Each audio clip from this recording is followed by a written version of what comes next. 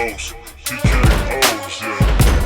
Bows, TKOs, we got bows, TKOs, yeah.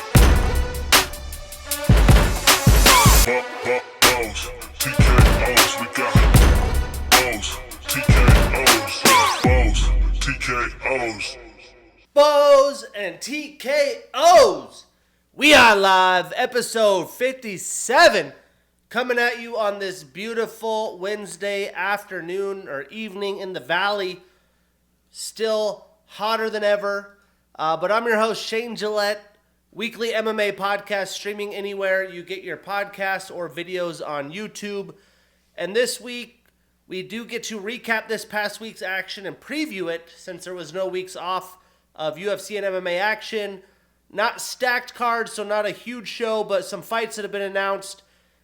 We will talk about the Ultimate Fighter, recap UFC Fight Night Denver, and preview the UFC Apex Fight Night Vegas 94 card, which is a very thin card to say the least, but we'll make the most of it, break down some fights, and sell you the storylines of why you should tune into this thing. But let's jump right in. So, we have Carol Hossa taking on Pani Kianzad August 10th. Nice little scrap in the women's division.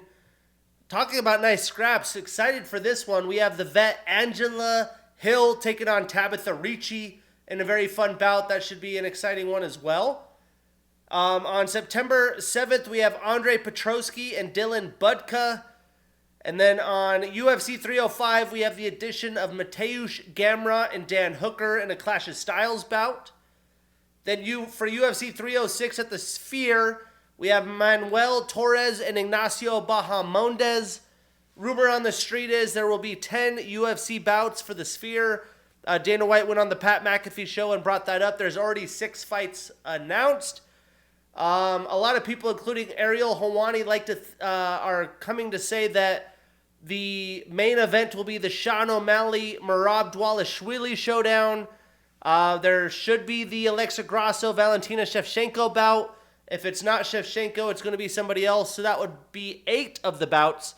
So room for 2 more.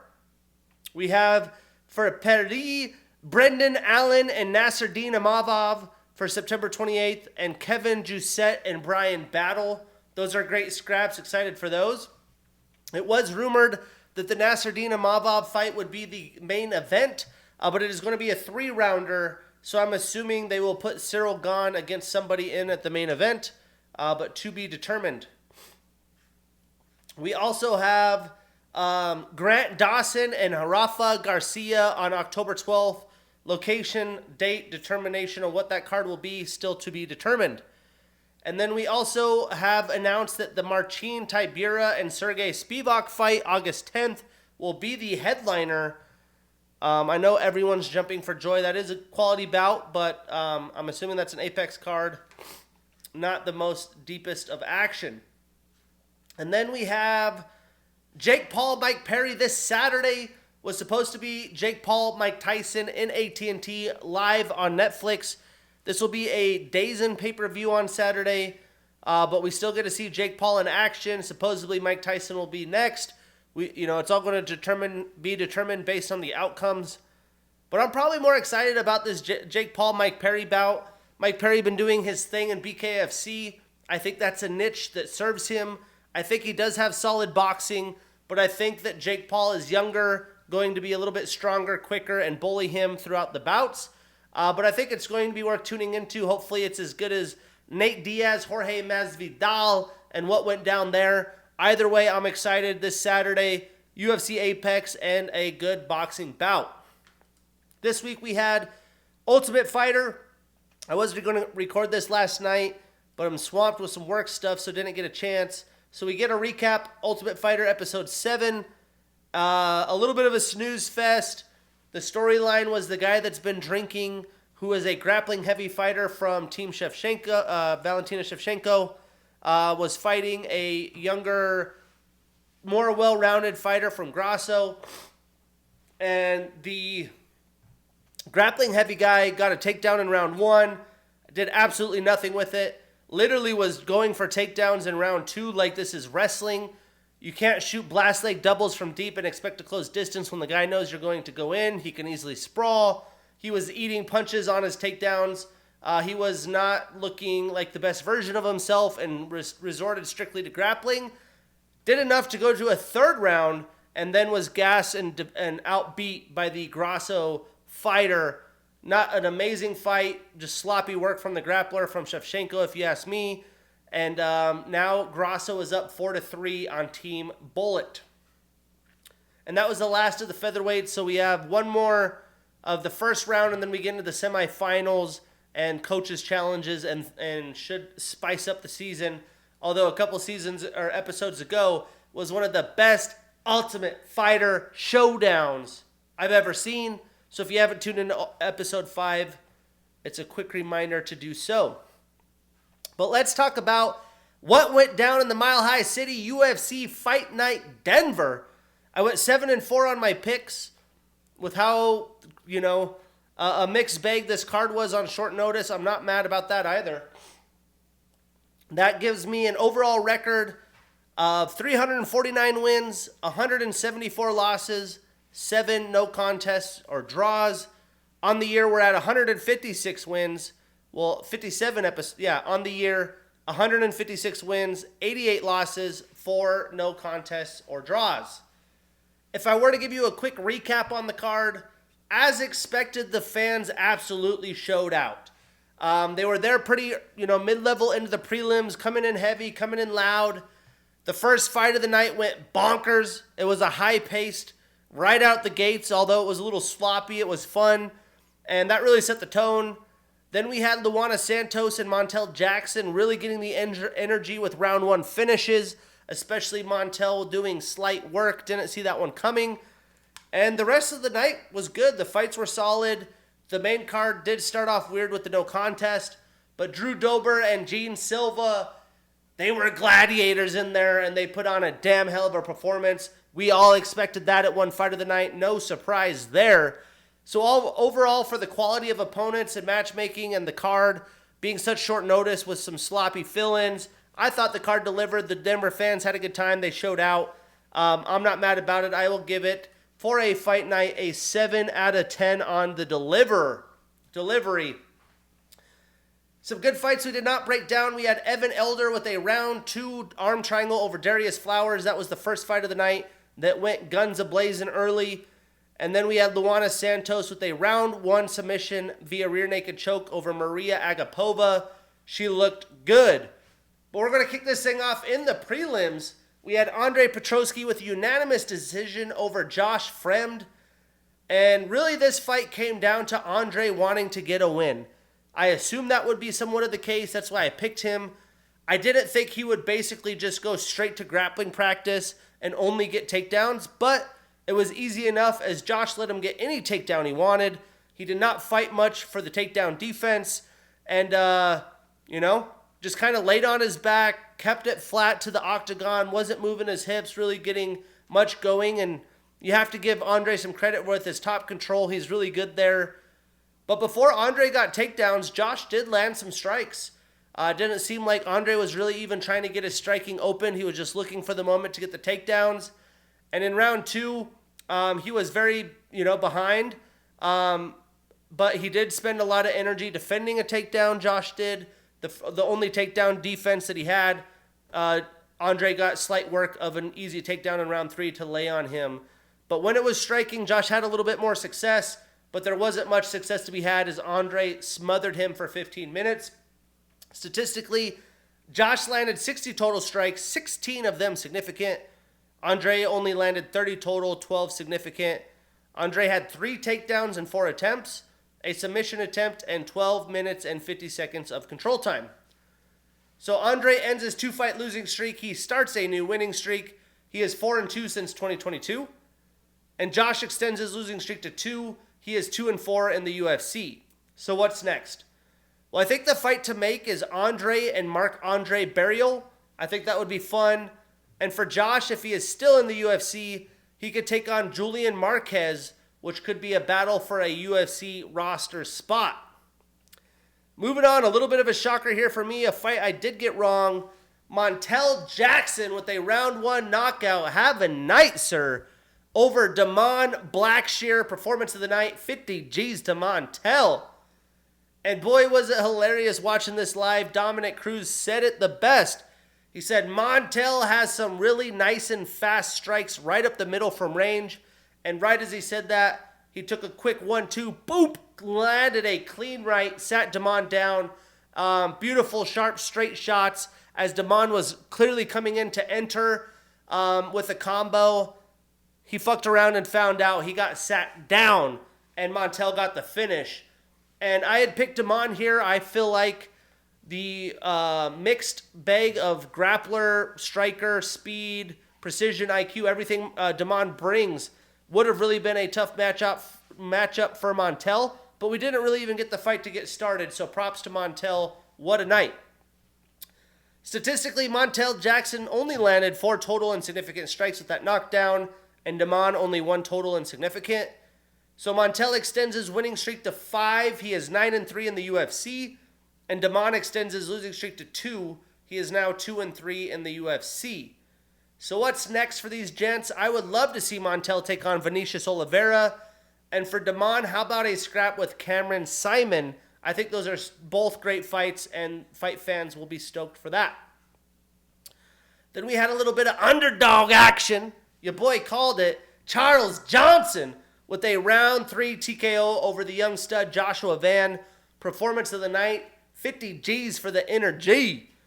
What a fun back and forth fight this was, honestly. I mean, the fight didn't start slow, as I and others probably expected. Usually Josh and Charles have been starting slow of late, but they got after it. And Charles definitely had more success with striking. Joshua, as he closed distance, landed some good shots too. Van did get a takedown in round 1 as well, but Charles was leading the striking dance and had more significant strikes. Then in round 2, Van came forward. He had Charles on his back foot right out the gate, and it looked like the young Joshua Van was going to power his way through Charles this round and for the rest of the fight. But then round 3 started. Charles caught him, pounced on him, got the finish early in the round. I did not expect that. Expect Charles getting a finish. I don't think he's got a TKO in the UFC or any time of late. But getting a finish with his hands, that's an amazing way for a guy on short notice. He looked very prepared, had the cardio. Massive performance for the man in his prime, Charles Johnson. Joshua definitely belonged in there, was on his way until you find out, right? You slip a little bit, get caught. But man, was it a good scrap before the main card. Statistically, Charles landed 90 total strikes, 88 of them significant. He was 0 for 2 in his takedown attempts. He did have the knockdown. And Joshua landed 72 total strikes, 67 of them significant with the takedown. And Charles now extends his winning streak to 3. He is 5-4 since 2022. He's had 9 bouts since 2022. The guy is active. He's trying to get that bread. And Joshua ends his 8-fight winning streak, starts a new losing streak. He is now 3-1 in the UFC. So what's next? Well, Charles rolling right now. I would love to see a matchup with Asu Almabayev. That would, probably earn a run into the top 15. And for Joshua, he could scrap with Jake Hadley. That would be decent. And a big reason I'm thinking Charles and Asu, and a lot of the time I do with matchmaking, there's not a lot of dudes that are going to be wanting to fight Asu Almabayev because of his strong grappling presence. Charles is down for whatever, 9 fights in 2 years. The dude's down. He's living his life in the UFC. He'll do what he has to do to get in the top 15, so that's why I'm putting them together. And shout out to Charles Energy Johnson for doing that. But let's move into the main card. We had Julian Arosa with a round 1 submission via guillotine choke over Christian Rodriguez. I probably thought this was more of an even fight than most, but this was a shocker for most people and a fight I got wrong. But round 1 was frantic right out the gates. It was nice after the no contest to kick off the main card. But Christian brought the fight to Julian and had him rock with some powerful strikes, and it looked like he was going to be on his way to a quick finish.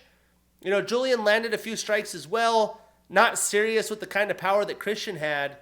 But Christian left his neck in for grabs, and Julian gets another wild submission victory. Long, lengthy guy. You got to watch out for that. It saved his ass in Denver. He was kind of getting whooped, but another big win for Julian Erosa. Statistically, Julian landed 39 total strikes, 35 of them significant with the takedown and submission attempt, and Christian landed 33 total and significant with a reversal. So Julian now extends his winning streak to 2, both via saving guillotines. Gilly Gang. He is 4-2 since 2022. And Christian ends his 4-fight winning streak and starts a new losing streak. He is now 4-2 in the UFC. So what's next?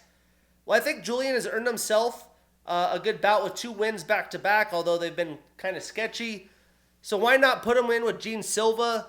You know, Julian's been around. He deserves a quality opponent. Gene's still young. Let's not rush him up the ladder board. They're both on the same timeline. That makes sense for me. And for Christian, he could take on Hakeem Dawodu. I think that would be a fun one for fight fans as well. Moving on. We had Gabriel Bonfim with a unanimous decision over Ange Lusa. And this was another high-paced scrap. Again, the main card delivered with quality fights. And Gabriel was definitely leading the striking dance. But Ange was getting takedowns. He was grappling heavy. I didn't think he'd be able to have that much success grappling with Gabriel. But when he had them, he wasn't able to do a lot with them. Ange was able to compete the entire 15 minutes, which I was a little surprised about. And a lot of people were knocking Gabriel's gas tank and cardio. He proved and at the mile high 15 minutes he could go at the volume that he wants to. But yeah, he was able to match Gabriel's fire in round 1. That was impressive. You know, he was mixing in his grappling, and Gabriel was able to keep the pace, showed out in rounds 2 and round 3, and actually out-cardioed Ainge in this fight. Gabriel dominated the striking in round 2. He got a takedown of his own in round 3 and defended a bunch of takedowns that Ainge brought to him and picked him apart from range for the victory. Beautiful performance by Gabriel, although he had a little resistance, and good quality competition by Lusa. I thought Gabriel would actually have made a little bit more slight work here. Now, statistically, Gabriel landed 106 total strikes, 101 of them significant. He also had a takedown, compared to Ainge's 60 total strikes, 52 of them significant. He had 4 takedowns and 13 attempts, and 2 minutes and 35 seconds of control time. So, Gabriel starts a new winning streak. He is 4-1 in the UFC. And Ainge ends his 2-fight winning streak and starts a new losing streak. He is 2-1 in the UFC. What's next? Matchmaker Monday, we talked about it. Give me Gabriel Bonfim and Jake Matthews. That's an absolute banger. That has to be next for the matchmakers. And for Ainge, he can square up with Trevin Giles. Moving on to Fight of the Night. We had Gene Silva with a round 3 TKO via doctor stoppage with a nasty cut over Drew Dober. Again, Fight of the Night, 50 G's. Gene Silva on a week's notice. Hallelujah. If you don't know, now you know. Gene Silva moving up a weight class and everything. And many people, I'm assuming, including myself, thought this was going to be a heavy Fight of the Night candidate, even though it was such short notice. And boy, did it deliver. Drew came forward as expected, and Gene let his hands fly. He was landing huge, massive left hooks and counters as Drew was coming in. He had the quicker hands and was able to time out Drew very well. Drew did land more volume throughout the rounds, but man, when Gene landed, it was clean, and it packed a serious punch. Drew landed big shots throughout the round as well. But once Gene came coming in with a flying knee in round 1, it cut Drew's eye open a decent amount. He started bleeding. And then in round 2, a nasty timed up against the cage. Drew's coming in. Boom! Nasty spinning elbow that really opened it up. After round 2, the official had the doctor come in and look at the cut. He approved it to go into round 2. And round 3 started a little bit crazy. Gene somehow again up against the cage timed the exact same spinning elbow as Drew's kind of lunging in, and it just completely sliced open his eye, and that was a wrap. It was a very, very bad cut. It looked like it could flop over his eyelid over his eye.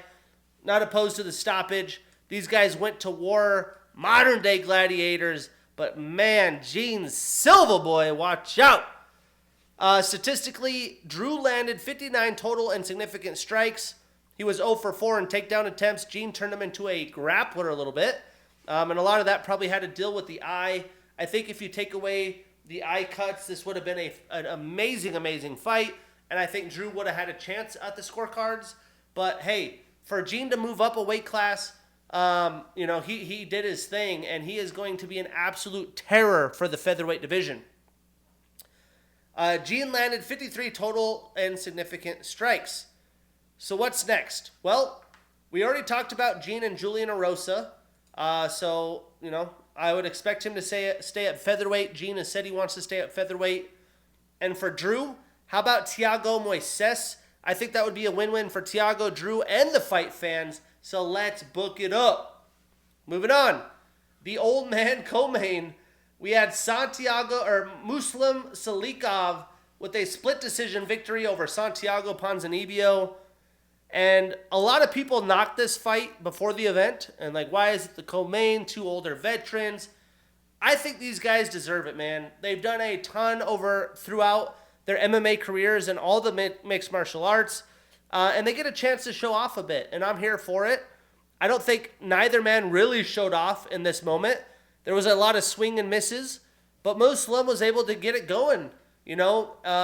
He had cardio at elevation for 15 minutes, and that's what paid dividends at, 40 years old. You got to give the man props. And round 3 is really where he stole the show and stole the fight. Throughout the 15 minutes, Santiago was the slower striker. He did defend all of Muslim's grappling attacks in round 1. That was a very, very close tit-for-tat fight. A lot of slowness, kind of measuring each other up, defending wrestling. But in round 2, Santiago turned into a grappler because Muslim had the speed and was just aggressive. Muslim will come in and get in your face. He don't care. If you're going to land, he's going to take the chance. And it definitely was a good game plan against Santiago. Santiago resorted to the wrestling. And in round 3, he just wasn't able to do enough with his takedown. He didn't land very many strikes. He lost the decision as Muslim picked him apart while they were on their feet. Very close split decision. And the stats tell that story. For 15 minutes, Santiago only landed 42 total strikes, 41 of them significant, 2 takedowns and 5 attempts, so didn't have a lot of success there either, but did have 2 minutes and 29 seconds of control time. Now, Muslim landed 69 total strikes, 46 of them significant, and he was a whopping 0 for 5 on takedown attempts, so props to Santiago on the takedown defense. Now, Muslim ends his 2-fight winning streak. He starts a new winning streak. Ends his 2-fight losing streak. Starts a new winning streak. He is 2-3 since 2022. And Santiago extends his losing streak to 2. He is 1-3 since 2022. So what's next for these vets? I mean, realistically, both men could retire. Muslim could go out on top with a win. Santiago could call it a career. He's battled a lot of injuries throughout his UFC career. He was out for 3 years, and he isn't getting quicker. He's not a smoother fighter at this point in his career. But for the sake of matchmaking, let's make it happen. I'm going to have Muslim take on Carlston Harris, and Matthew Semmelsberger could take on Santiago Ponzinibbio. And this set us up for the main event. Rose Namajunas in Denver scores the unanimous decision over Tracy Cortez. And to be honest, this fight is pretty easy to break down, and it's not much of a surprise how it happened. Tracy, she was on short notice.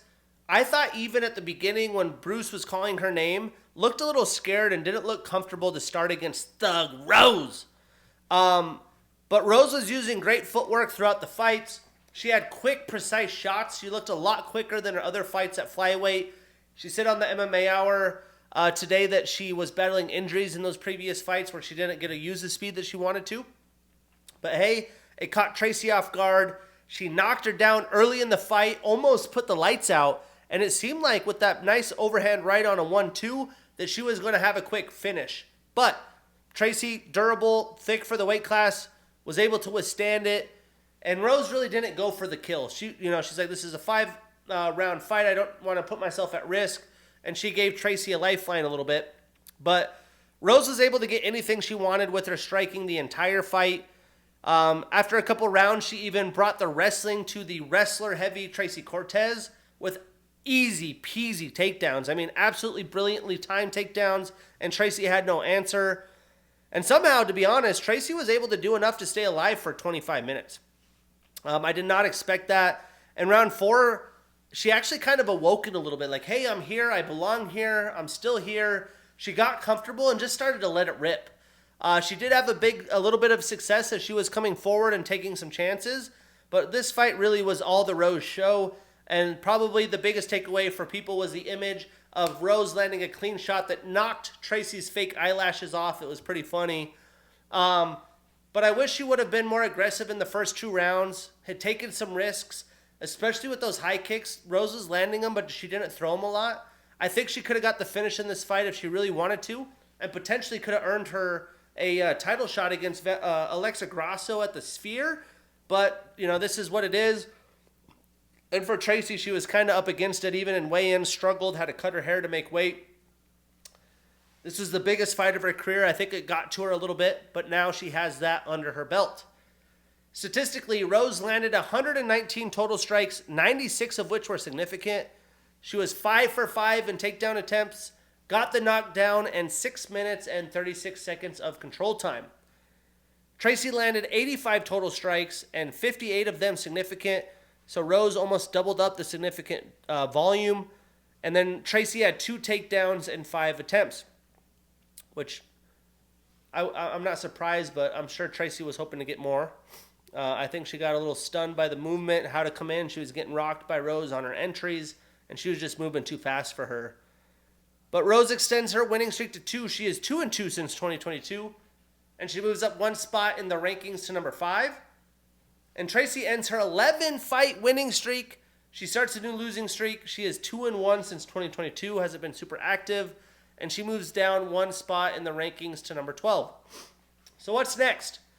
I honestly think Rose could get a title shot.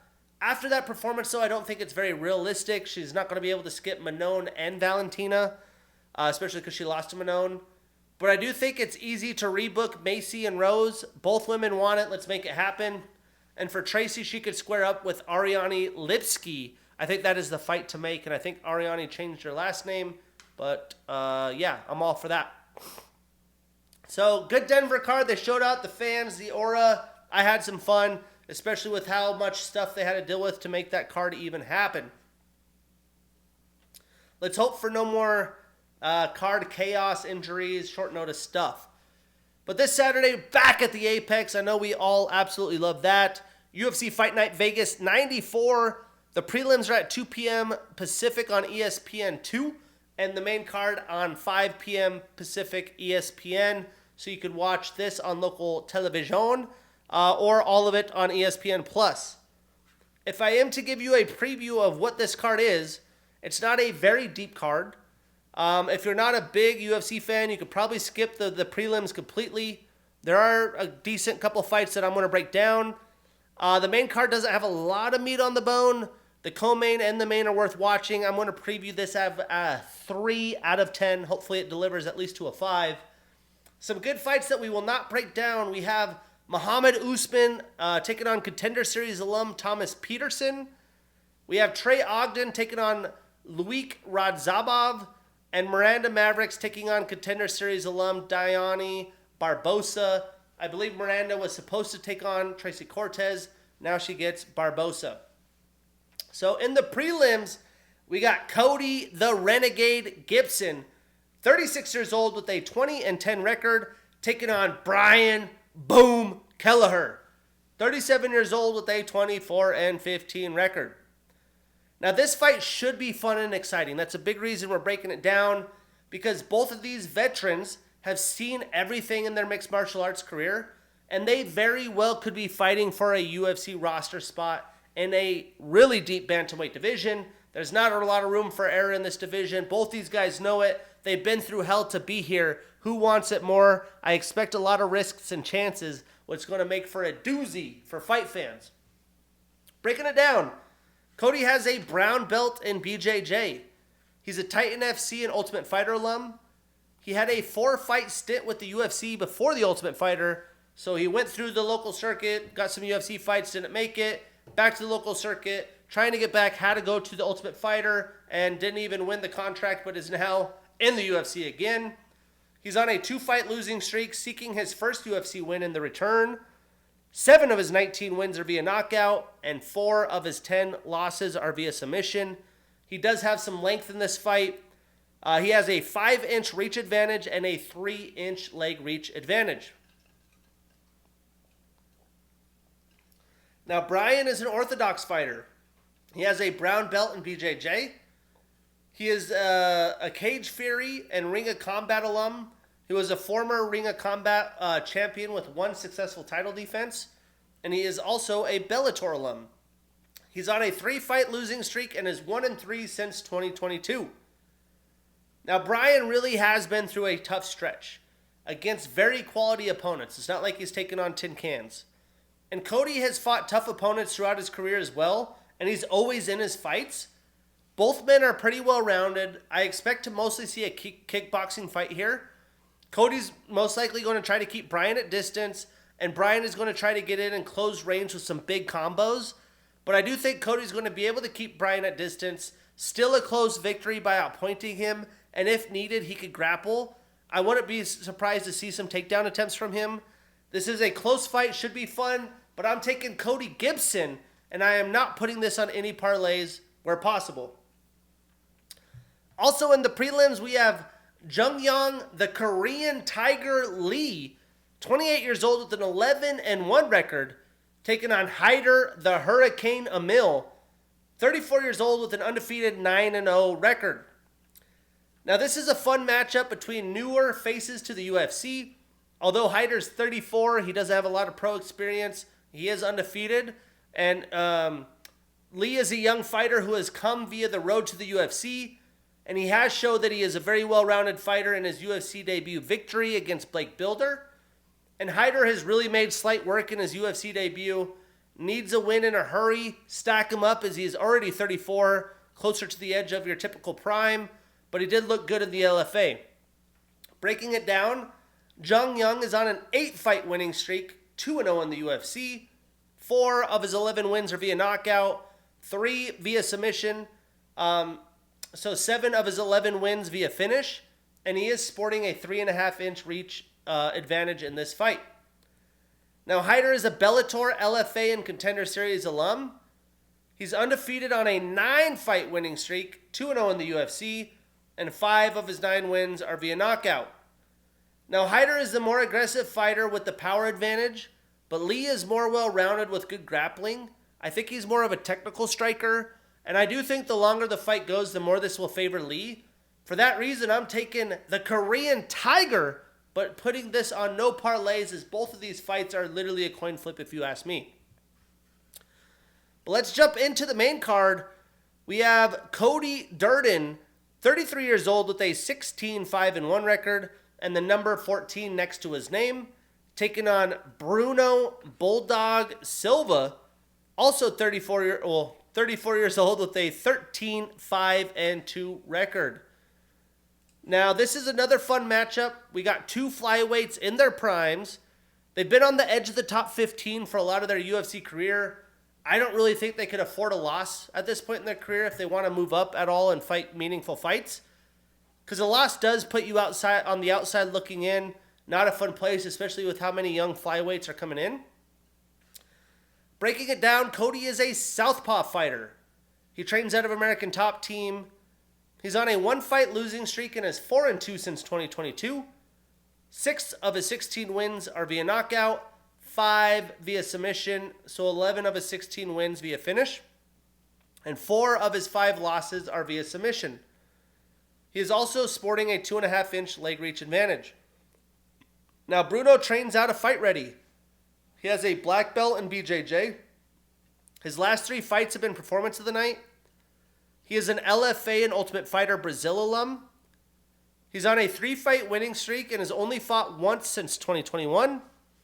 And 5 of his 13 wins are via knockout, 4 via submission, so 9 of his 13 wins via finish. I really do think Bruno is going to come forward and bring the fight to Cody. Bruno is coming off 3 straight losses and will look to keep the train going. I expect Cody to try to get out of the first round and will look for takedowns early and often in this fight. And once that happens, I believe he will be in a great place as long as he stays at range. He can't blitz in because Bruno definitely has some good power for a flyweight. And, Bruno's the bulldog. I think he's going to be a little bit reckless. I think Cody will be more measured, but I like Cody's grappling and technical ability here. For that reason, I'm taking Cody Durden, but I am not putting this on any parlays as well. These are all literally toss-up fights, which should be fun to watch.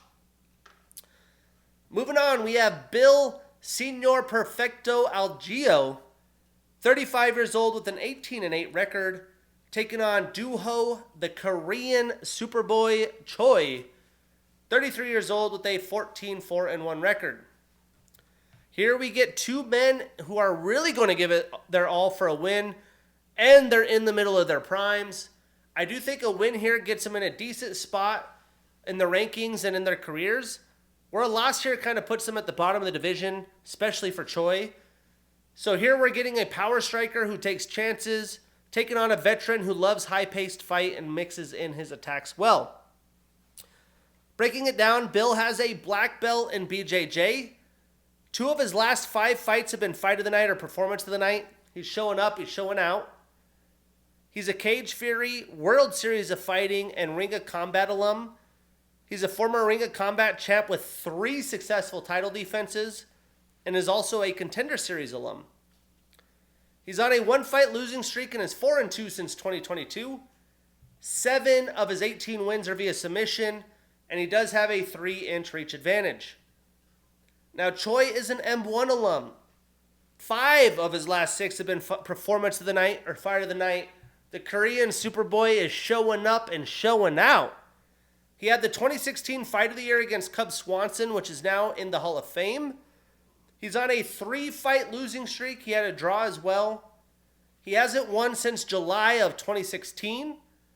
11 of his 14 wins are via knockout. 2 of his 4 losses are also via knockout. And he did have a 3-year layoff before the Kyle Nelson fight. I thought Choi looked decent against Kyle Nelson, who Kyle's been on a little bit of a run. He just starched Bill in March. And Choi is definitely a reckless striker who loves to be in a gunfight. Bill's probably going to let him do that. He'll welcome it. But Bill's going to try to tire him out and put a pace on him for 15 minutes with the striking and grappling to wear on him. I do believe Bill's going to do that, especially coming off a tough loss. But he needs to be defensively sound as he is only 4 months removed from that knockout loss. So I am taking Bill Algeo. Wouldn't be surprised if it went either way. For that reason, no parlay action here at all. Moving on, we have Kurt the Hurt Holoba, 37 years old with a 21-8 record, taking on Kainan Bahia Kruszewski, 33 years old with a 15-2 record. Now this is going to be an interesting scrap because Kurt always is in battles. His fights are always scraps. Looks like bar fights. He's taking on a fighter in his prime who's going to look to make a name for himself as he is looking for his first UFC victory after he rose through the Jungle Fight promotion and Contender Series. But breaking it down, Kurt is an orthodox fighter. He has a black belt in BJJ. He is a Strikeforce and Titan FC alum. He's a former Titan FC champion at 2 different weight classes. He's a Contender Series and Ultimate Fighter alum, and he won this last season at Ultimate Fighter Veterans. He's had 2 stints in the UFC now. Basically, he's had 3 lives. He had 1 fight after Strikeforce in the UFC. He lost. Then he had his chance with the Contender Series where he actually won the fight, but was overturned due to an IV use. So that was his second life. And then his third life was the Ultimate Fighter Veterans season that he won. He's on a 1-fight losing streak. He is 1-1 since 2022. 10 of his 20 wins are via submission. 7 via knockout. So he is a finisher, 17 of his 20 wins via finish. Now, Kanon is a Jungle Fight, LFA, and Contender Series alum. He's on a 1-fight losing streak. He is 4-1 since 2022 and 1-1 in the UFC. 9 of his 15 wins are via submission, 4 via knockout, so 13 of his 15 wins via finish. And both of his losses are also via knockout. Now, he does have a 3-inch reach advantage and a 4.5-inch leg reach advantage. Well, Kurt definitely has had a crazy, chaotic, wild pro career. It's surprising that he's still in it. He must love the sport. But he has showed that he can still fight at a high level. He's turning 38 soon, but he fought Trey Ogden very tough. He defeated a good Austin Hubbard in my mind in The Ultimate Fighter. I thought Austin was going to win. And Kanon has been rolling until he took a left overhand from the powerful Elves Brenner in round 1 of his last fight. Now, I do think Kurt is going to use his experience to get the fight where he wants, where on Kanon look to make this fight ugly and potentially get a submission or a finish late. And I think Kanon is going to look to get Kurt down or strike at range and avoids Kurt's power. Again, a very 50-50 fight. I'm taking Kurt Holloway, but I am not putting this on any parlays. Then moving on, we have Steve Mean Machine Garcia, 32 years old with a 15-5 record, taking on Sungwoo Sting Choi, 31 years old with a 10-6 record. Now this matchup's intriguing because Steve is rolling in his prime and Sungwoo isn't. Steve must not be able to get better matchups. People must not be wanting to fight him. But Choi's going to be desperate and fighting like his life is on the line here. Breaking it down, Steve trains out of Jackson's MMA. He's a Bellator Contender Series and LFA alum. He's on a 3-fight winning streak and is 3-1 since 2022. And 12 of his 15 wins are via knockout. Now Sung has a Muay Thai style. He's on a 1-fight winning streak and is 3-3 since 2021. 6 of his 11 wins are via knockout. Now this should be a striking battle and I don't expect it to go the distance. But I do believe Steve has more power and speed as it is going to show out in this fight. For that reason, I'm taking Mean Machine, and I am putting him on that parlay. We marking that ish down, and we getting that bread. Moving on. We have Jung Yang, the Iron Turtle Park. 33 years old with a 17-5 record, taking on Brad Tavares, 36 years old with a 20-10 record. Now this is a really fun fight. I think it has fight of the night potential if you ask me on this card. Park has been in some wars. I think he's peaking right now in his prime at 33 years old. And Brad has taken on a gauntlet over his career. And, this fight doesn't get any easier. And Brad only has 1 win since 2021, so I do think he is somewhat in desperation mode. He's been in a lot of wars. He has a lot of miles on his body with a lot of pro fights in the UFC. And he's nearing 37 years old. But a loss here is detrimental to his career. Breaking it down, Jung Young trains out of Korean top team. He has the most total head strikes landed in a fight in UFC middleweight division history with 254. He's on a 1-fight losing streak and is 4-1 since 2022. 6 of his 17 wins are via submission, 5 via knockout, so 11 of his 17 wins via finish. Now, Brad trains out of Extreme Couture. He's an Ultimate Fighter alum. He's tied with Michael Bisping for the most bouts in UFC middleweight division history with 24. He has the most decision wins in UFC middleweight division history with 13. The most decision bouts in UFC middleweight division history was 17. He has the most unanimous decision wins in UFC middleweight division history with 10. And he's tied with Krzysztof Jotko for the most split decision wins in UFC middleweight division history with 3. He's on a 1-fight losing streak. He is 1-3 since 2022. And 5 of his 9 losses are via knockout. Now, Brad is an absolute workhorse. He is going to give Park everything he can handle. I think Brad will mix in the wrestling. I think he's the better wrestler. And if Park tries to grapple, I think Brad will stuff him. But I do think Park's going to be able to defend the takedowns as well. If he does get taken down, he gets back up. I think he's the faster striker at this point in his career, and he's a much fresher fighter. I think, because of that, he will be able to take more shots and is more durable as well. We do know Park will bring a ton of volume. And without a finish, I don't know if Brad's going to be able to outscore him for 15 minutes. For that reason, I'm taking Jungyeon Park, but avoiding this in any parlays. This is a toss-up fight. Then we got the main event. What a main event. We have Virna Karkara Jandiroba, 36 years old with a 20-3 record and the number 5 next to her name, taking on Amandinha Lemos, 37 years old with a 14-3-1 record and the number 3 next to her name. And this really is a Clash of Styles main event. We have grappler versus power striker. And Amanda has defeated some grapplers in a run, but she hasn't had anybody who's a wrestling heavy fighter as much and heavy holder on top as Virna is. And Virna hasn't competed against as good of a striker as Amanda.